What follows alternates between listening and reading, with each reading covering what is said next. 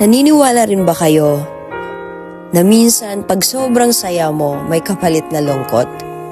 Diba? Kung sobrang lungkot mo naman, may kapalit na saya.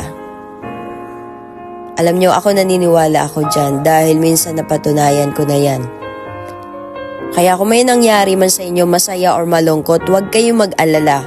Okay? Huwag nyong masyadong isipin.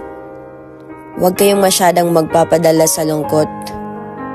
Huwag kayong magpapadala masyado sa saya. Tandaan nyo yan. Dahil lahat yan may kapalit. Kasi syempre, kung masakit yan ngayon, kung napagdaanan mo man ng lungkot, problema, di ba? Maghintay ka lang. Kasi sometimes, God needs to remove someone from your life. Di ba? Para mabigay niya yung best para sa'yo. There's a beautiful purpose for every pain. Tandaan nyo yan. Kaya huwag kayong mag-alala dahil lahat naman ng bagay ay kakayanin mo. Malungkot man yan o masaya, dapat alam mo kung paano i-control yung sarili mo.